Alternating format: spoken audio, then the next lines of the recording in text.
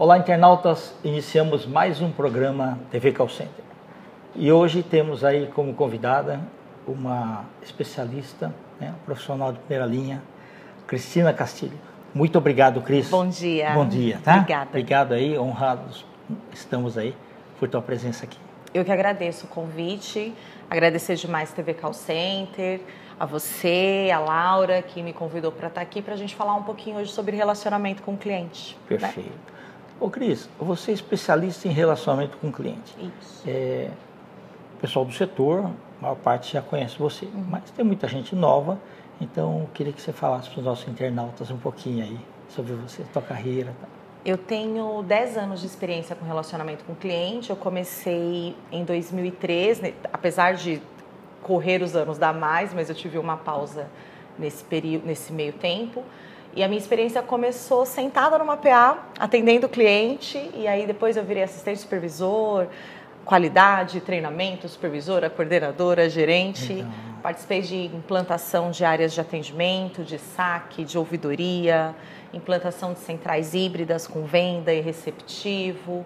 E estou aí nessa caminhada e me dedicando a servir os clientes já há 10 anos de mercado.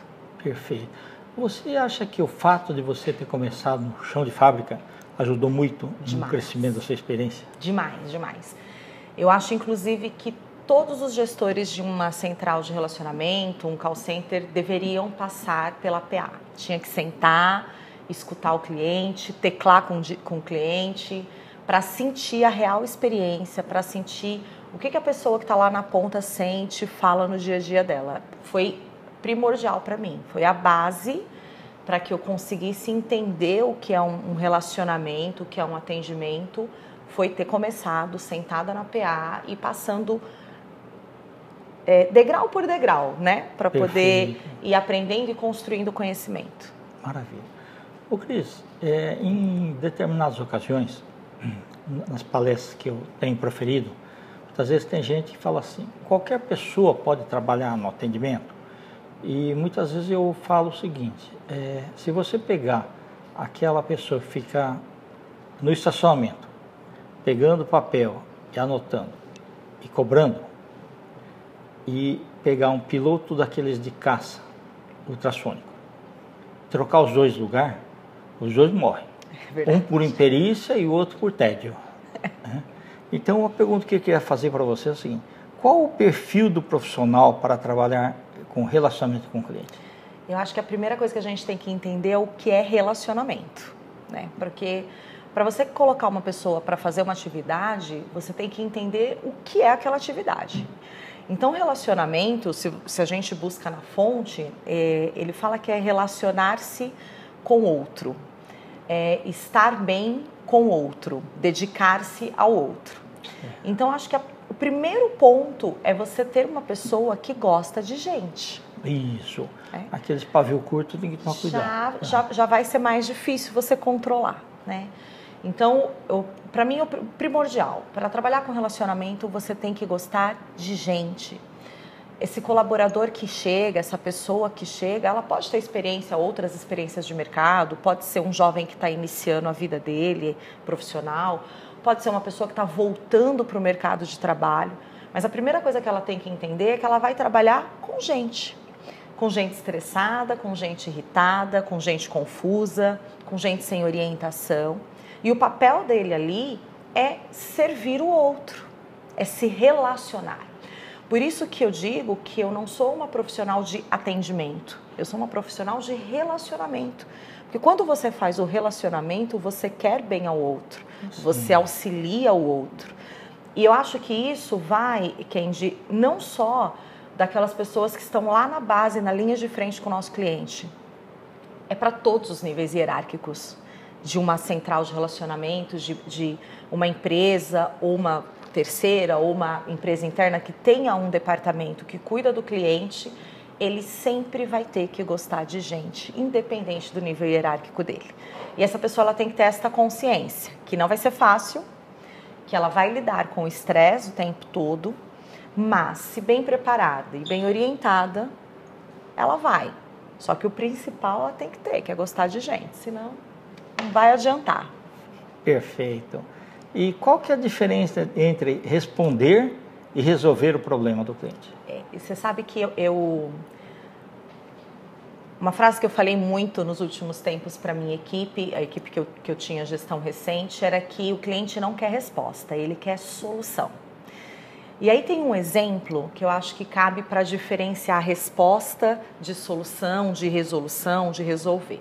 Você pega uma criança, essa criança está lá, a mãe está fazendo o almoço dela, a criança vem e fala que quer um doce.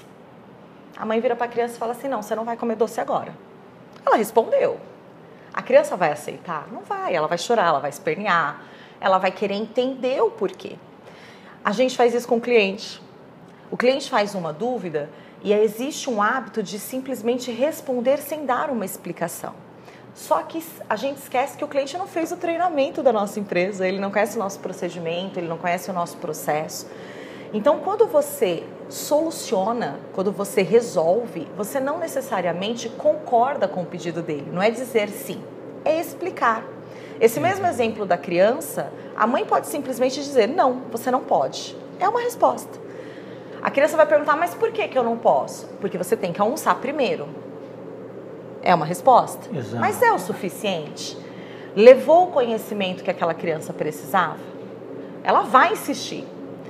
E aí a mãe ou a pessoa que está lá, o adulto que está com essa criança, ele vai explicar, você não pode, porque você tem que se alimentar, porque na tua comida tem o que você precisa para crescer, para se desenvolver, depois você come seu doce. Se a gente pensar nisso com o cliente, a gente entende que, por que a gente não fala o todo? Nós temos o conhecimento é do lado da empresa. O cliente ele pode até ter, dependendo do assunto, dependendo do tema, um conhecimento prévio sobre aquilo, saber sobre o que ele está pedindo, né? A gente hoje, graças a Deus, temos uma facilidade muito maior em informação.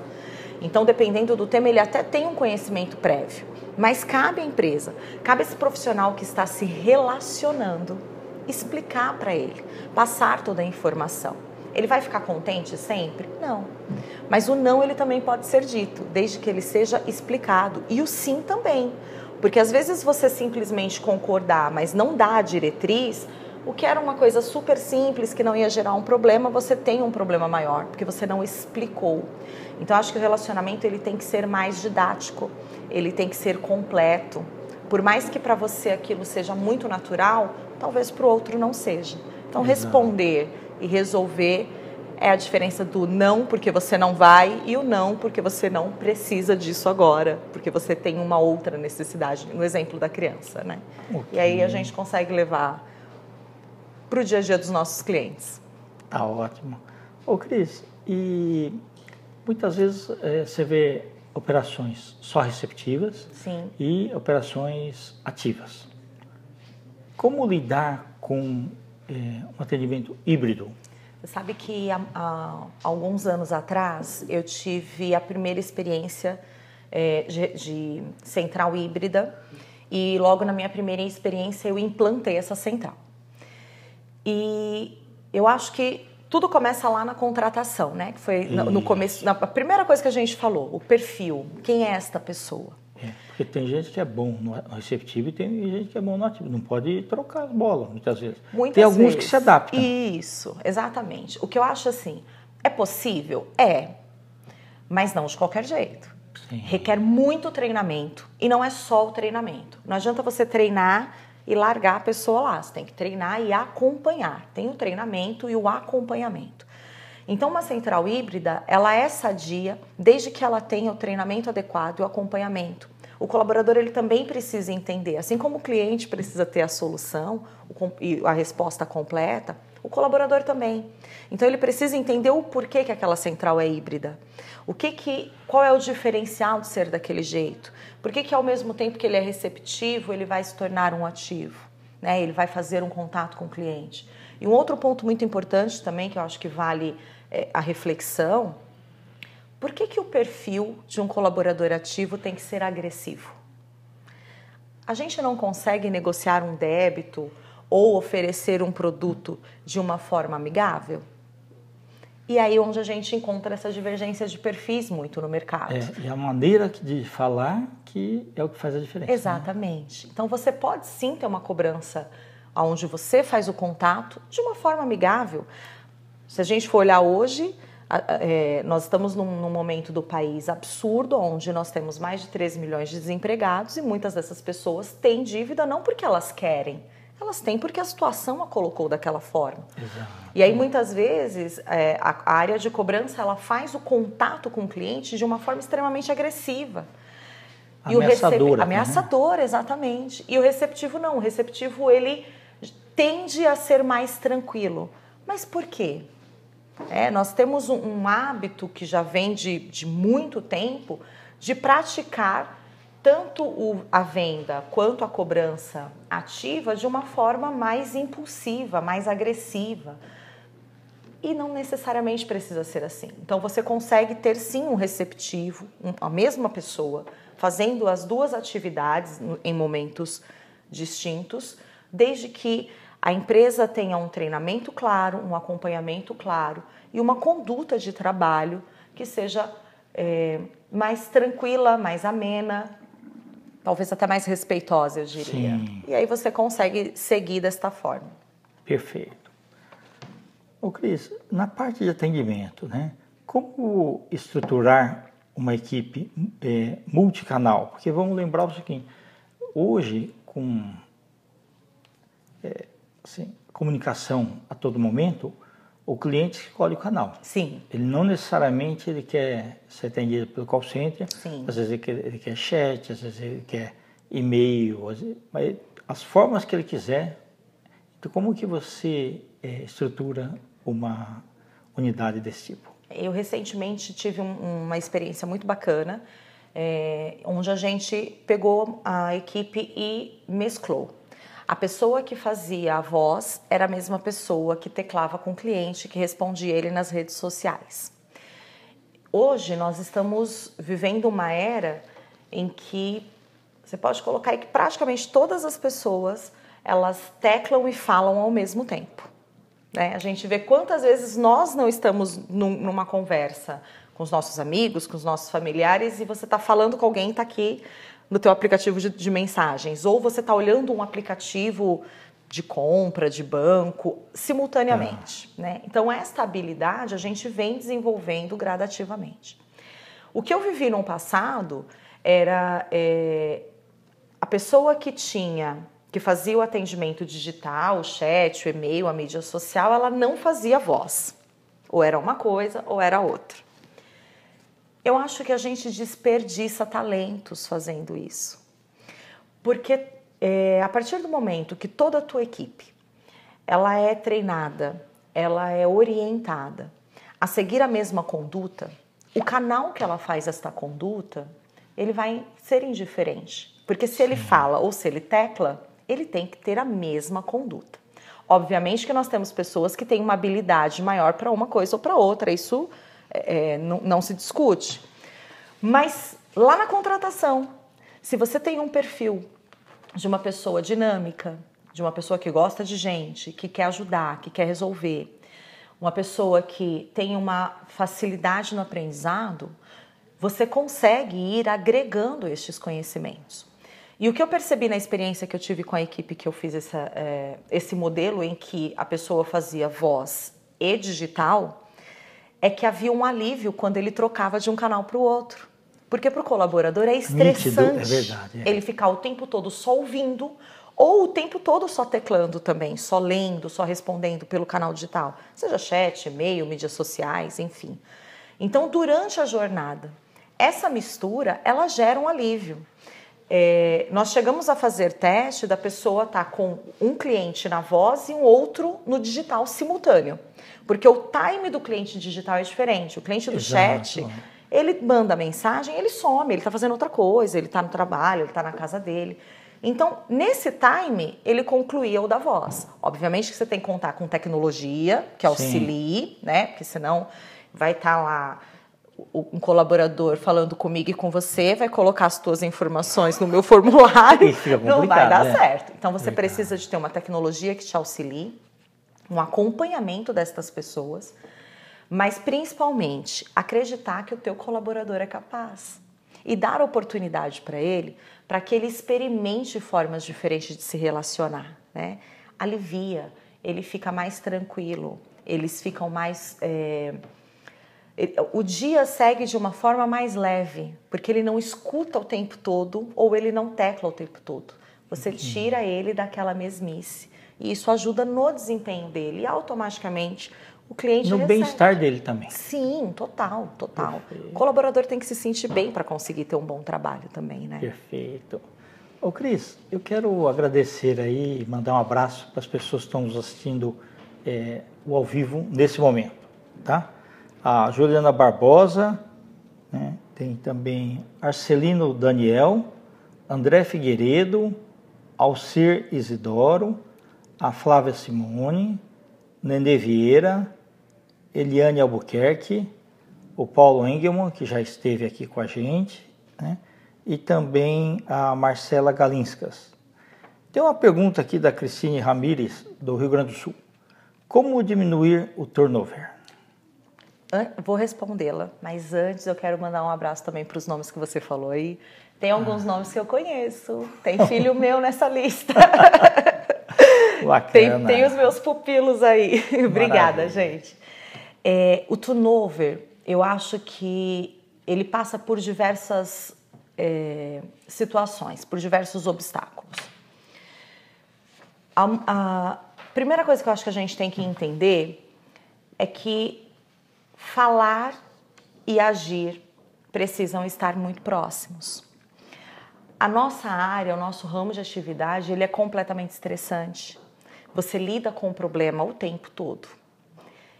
O turnover, ele vem uma parte por isso, porque o colaborador, ele se estressa muito.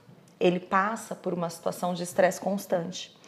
E aí, muitas vezes, a pessoa sai de um call center e vai para outro. Porque o simples fato dele mudar um pouco do que ele fala, mudar um pouco o tema que ele trata, já traz para ele um certo alívio. Então, eu acho que proporcionar um ambiente tranquilo, eu acho que ser uma empresa transparente com o teu colaborador, mostrar para ele a realidade, a estratégia, o que a empresa busca. Às vezes, as informações, elas ficam em níveis hierárquicos maiores. E a pessoa olha aquilo, o colaborador de base olha, e ele não enxerga uma oportunidade, porque ele não sabe o que está por vir, ele não sabe quais são os planos, ele não sabe qual é a estratégia da empresa. Então, eu acho que transparência, um ambiente mais tranquilo possível, e aí as empresas precisam buscar estratégias dentro do seu espaço físico, inclusive, né? De ter um lugar para ele descansar que seja de fato confortável, de ter um lugar para ele fazer uma refeição que seja um lugar adequado. A gente segue muita legislação, né? A lei me manda dar 20 minutos. Mas por que eu não posso estender isso um pouco mais? Isso vai trazer bem-estar para a pessoa, isso vai trazer um conforto maior, né? A lei, ela tem que ser seguida, obviamente, mas eu não preciso fazê-la ao pé da letra no que diz respeito para fazer a mais pelo meu colaborador, né? Então, de repente, aumentar um pouquinho esse tempo, dar uma estrutura melhor, levar para ele o conhecimento de tudo que acontece dentro da empresa e dar oportunidade para os que estão dentro de casa. Quando o colaborador vê pessoas de dentro de casa crescerem, ele se estimula a continuar, porque ele enxerga que ele tem uma oportunidade. Eu sei que às vezes você precisa trazer alguém do mercado, porque você requer alguma experiência que você não encontrou ali dentro, você requer uma estratégia diferente, e aí você leva alguém do mercado. Mas eu acho que antes de trazer alguém do mercado, você precisa olhar para quem você tem dentro de casa. Se você está desenvolvendo essas pessoas. Isso faz com que o colaborador ele passe a trabalhar mais feliz e queira estar naquele lugar. Porque a atividade por si só ela já é extremamente estressante, ela já leva a gente ao limite. Então, o bem-estar, o conforto, a transparência, o acolhimento são essenciais para você ter um turnover mais baixo. Perfeito. Cris, e vou perguntar uma coisa que na verdade é mais da área de tecnologia, mas você domina bem isso daí. Como desenvolver um aplicativo sobre a ótica do negócio? Hoje a gente tem empresas que têm dentro de casa áreas de desenvolvimento maravilhosas, outras que contam com fornecedores que têm tecnologias cada vez maiores, né? Aquelas coisas que a gente via de filme, a gente já vê acontecer hoje. Tá, inteligência artificial, a gente fala em inteligência artificial, robôs que fazem praticamente tudo. Só que, se você pegar só a tecnologia, com toda a sua expertise, e colocar num aplicativo, onde o consumidor não acha a informação que ele quer, tenha dificuldade para navegar, não entenda a linguagem, um robô, um bot, uma inteligência artificial que não consiga compreender aquele assunto, não adiantou a tecnologia. Não adiantou. E teve empresas que voltaram ao que era, Exatamente. Porque não fizeram a lição de casa direito. Exatamente. Então, eu acho que quando uma empresa ela vai investir em um aplicativo, ou vai lançar, ou vai melhorar, Sim. A área de tecnologia, ela tem que fazer isso a 4 mãos com a área de relacionamento. Porque a área de relacionamento com o cliente é quem escuta a dor do cliente. É quem sabe o que ele quer, o que ele precisa. E aí você consegue levar a visão do que o cliente quer, o que ele precisa e a incorporar a esta tecnologia. Vou te dar um exemplo da minha última experiência. Era uma empresa do segmento financeiro. E aí tinha um aplicativo, uma primeira versão que era muito básica e os clientes reclamavam de diversos temas dentro da central. A gente foi fazer uma versão nova. Primeira coisa, qual é o tema mais pedido dentro da central? É isso que eu vou pôr no aplicativo, o primeiro, para facilitar. Exato, é o primeiro. Ou os motivos das reclamações. Exatamente, a reclamação, o que ele mais me procura é para facilitar. Exato. E não adianta colocar escondido. No caso do segmento financeiro que eu atuava, a empresa que eu atuava, era fatura, por exemplo. O cliente queria fatura, fatura. Ele abriu o aplicativo, a primeira coisa que aparecia era fatura. Pronto. Tinha uma tecnologia por trás para facilitar, para ele copiar, enfim. Resolvi o problema dele. Acabou. É isso que ele quer. Então, não adianta a gente colocar uma super tecnologia, um robô mega inteligente, se você não desenvolver uma árvore que leve a informação que o consumidor quer de forma clara e simples. A tecnologia pode ser complexa, a usabilidade tem que ser simples. Exatamente. E aí, se você junta relacionamento com tecnologia para construir o aplicativo, sucesso. Perfeito. Quero agradecer também a mais algumas pessoas, Nenê Vieira, Eduardo Brito, Ivan Evangelista. E tem uma pergunta aqui da Flávia Simone para você. Como manter o operador engajado? Você sabe que o engajamento, é a palavra da vez, né? A gente escuta todo mundo falar de engajamento. Antes era motivado, né? A gente substitui o motivado pelo engajado. Alguns sentimentos, algumas reações, elas são da pessoa, né? Se a pessoa não estiver bem, se ela tiver algum problema, se ela tiver algum descontentamento dela, dificilmente você vai conseguir ajudá-la neste sentido. Obviamente que a gente sabe que o profissional e o discurso sempre foi esse, profissional é uma coisa, pessoal outra, mas não adianta. Você tem um problema na tua casa, ele vai te acompanhar. Você pode até esquecer ele por um momento, mas ele vai te acompanhar. Então, acho que a gente tem que entender primeiro o momento daquela pessoa. A gente vê as empresas com várias práticas. Vamos fazer o dia... Todo mês tem um dia de alguma coisa. Tem uma festa. A gente vai pôr uma fantasia. Vai fazer um ambiente diferente. Vai ter um negócio. Vai ter uma comida diferente. Vai ter uma festa. Isso ajuda? Ajuda, porque a pessoa se anima, ela se distrai um pouco. Mas se você não entender o momento do teu colaborador, não adianta você fazer nada.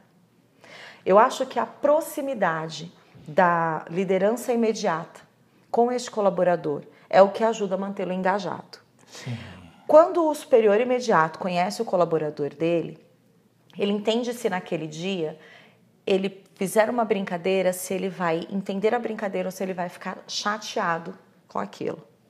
Então, a proximidade, veja que eu digo proximidade, eu não digo que as pessoas precisam obrigatoriamente ser amigas. Exato. Ela precisa ser Mas próxima. O estado de espírito, pelo menos, tem que ser. Você tem que sentir, né? Você tem que estar próximo. Então, a liderança imediata, ela tem uma importância absurda neste engajamento. A transparência também. Exato. Muitas vezes, você vai ter que falar para o teu colaborador uma notícia que não é a mais agradável, uma informação que não é a mais legal, uma mudança que teve na empresa, uma mudança de estratégia, algum problema que aconteceu. Isso acontece.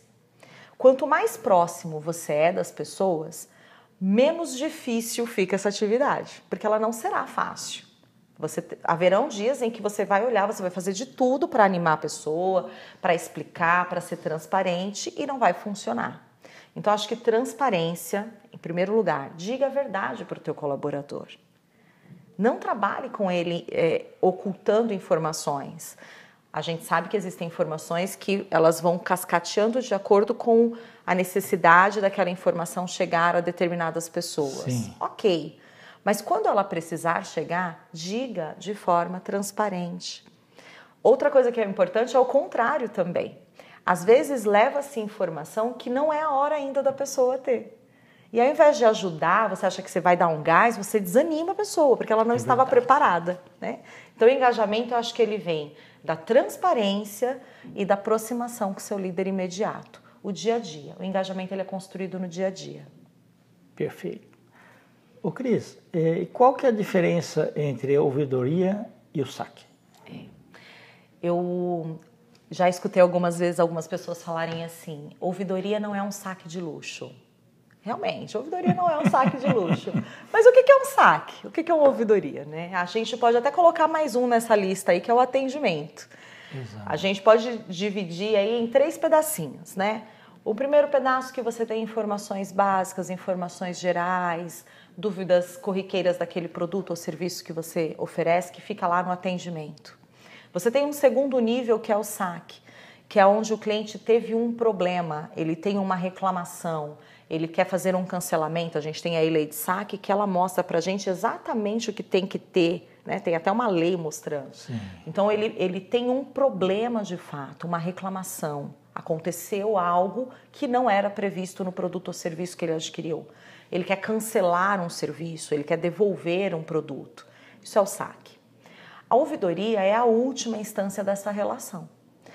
Quando o cliente ele passou lá pela informação, pela dúvida, ele reclamou, ele quis cancelar e ele não obteve sucesso nessa manifestação, a ouvidoria entra em ação. A gente tem uma ouvidoria nesse minuto. A ouvidoria é a instância que vai ouvir o cliente e que vai ouvir a empresa também.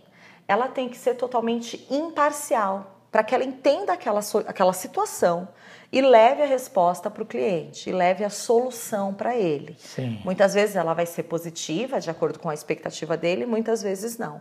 Mas a ouvidoria ela precisa ser totalmente imparcial, para que ela explique para o consumidor ou para que ela explique para a empresa que a empresa, naquele caso, errou.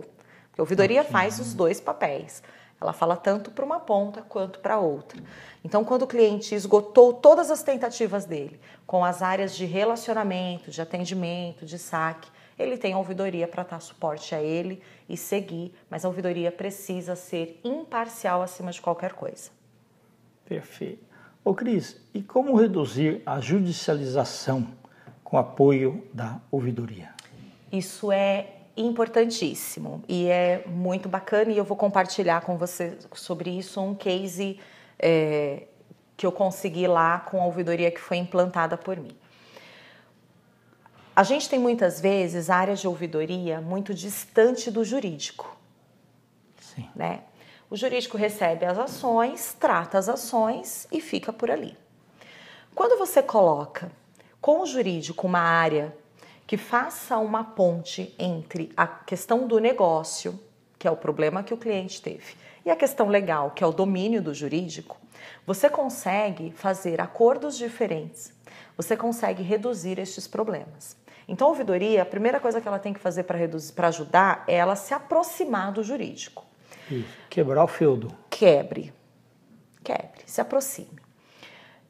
Como que a gente conseguiu reduzir isso e ter um sucesso na empresa? Toda e qualquer manifestação que via por jurídico, qualquer caso que acabasse indo para o judiciário, o jurídico encaminhava para a ouvidoria. Dentro da ouvidoria era feito o levantamento da situação, em conjunto com as áreas. Então, tinha lá uma ação civil relacionada a um mau atendimento, a uma cobrança, a uma venda que havia sido feita de forma incorreta. Pega-se essa informação, vai na área que motivou o cliente a buscar o judiciário. Levanta-se tudo, ligação, conversa, tela, chat, e-mail, todos os contatos que teve. Tem que entender o que causou aquele problema, em primeiro lugar, e a área precisa tratar a causa. Quando a área começa a tratar a causa, você não tem repetição de problema. Então, você reduz judicialização por aquele tema. Esse é um ponto. Quando você tem todas as informações, o que a gente fazia? Pega-se tudo e encaminha para o jurídico. Baseado nessa visão, em tudo que aconteceu, o jurídico monta a defesa e aí já vai para a audiência até com uma proposta de acordo, entendendo onde foi o problema. Então, você reduz. Esse é um ponto. Tá? Já o cliente que já está no judiciário. Segundo ponto, o PROCON. Muitos clientes, eles procuram o PROCON, saem do PROCON e vão para o judiciário, porque eles não se sentem satisfeitos. Por que não? E fica mais estressante. Total. Muito mais estressante para o consumidor. Por que não, ao invés de tratar esse cliente do PROCON como se já fosse um cliente que, que já foi para cível, que você já não pode fazer muita coisa, por que você não traz esse cliente para perto? Qual foi a estratégia? Entrou manifestação do PROCON, não vai para o jurídico, vem para a ouvidoria. A ouvidoria faz o mesmo levantamento com a área, entende a situação e entra em contato com o cliente, preferencialmente já com a solução. Dá um amparo para ele. Né? Dependendo do caso, a ouvidoria, por ela ser totalmente imparcial, ela tem que ouvir o cliente para entender se no levantamento que ela fez houve alguma falha, se tem mais algum ponto. Mas trata com ele direto. Explica, resolve e dá de fato a solução para aquele problema dele. Feito isso, encaminha as cartas que são obrigatórias, né? O PROCON pede para que seja encaminhada para o consumidor e para o órgão, dizendo o que foi feito, como foi feito, quando foi feito. E você não tem a audiência de conciliação, porque você já resolveu o problema. Esse é o melhor dos mundos. E é possível porque a gente fez lá na empresa. Então, você reduz a audiência de PROCON, automaticamente você reduz judicialização, vai para o PROCON, para a audiência de conciliação. Realmente, só aqueles casos em que ultrapassaram o limite do estresse para o cliente, disso ainda uma minoria que vai para o judiciário. Mas veja, não adianta a ouvidoria fazer toda essa ponte, falar com o cliente, falar com os PROCONs, é importantíssimo a ouvidoria se aproximar dos PROCONs. Sim. Porque aí, quando o cliente chega, ao invés de já abrir a carta, ele entra em contato direto com a ouvidoria. Isso é importantíssimo. Não basta fazer tudo isso, a ouvidoria ter este papel, levar para o conhecimento das áreas o que aconteceu. Se a área que foi o motivador, que teve o fato motivador para o consumidor, não tratar a causa. Porque, veja, a todo momento a ouvidoria tratou o efeito, o problema. Sim. A causa a área tem que corrigir. Então, é um trabalho em conjunto. Jurídico, ouvidoria e áreas. Perfeito. Cris, está muito gostoso o nosso bate-papo, mas nós estamos nos instantes finais. Eu falo demais. Imagina. Deixa um recado aí para os nossos internautas e também os seus contatos, caso você queira. Gente, muito obrigada pela oportunidade, obrigada pelo convite. Obrigada porque acompanhou as pessoas que a gente falou aqui, as pessoas que eu conheço, que eu não conheço. Agradeço muito a confiança de vocês terem ficado aí conosco. Eu estou no LinkedIn como Cristina Castilho, pode acessar, pode me encaminhar mensagem, eu vou responder, pode me adicionar lá. E se alguém quiser mandar alguma outra mensagem, algum outro recado, alguma outra dúvida, o meu e-mail é m.criscastilho@gmail.com. Pode encaminhar por lá que eu respondo também, tá bom? É isso. Obrigada. Ok. Internautas, com os agradecimentos a essa grande profissional, aqui tem muito orgulho em ser amigo, né? Cristina Castilho. Nós finalizamos mais um programa TV Call Center. Um grande abraço e até a próxima.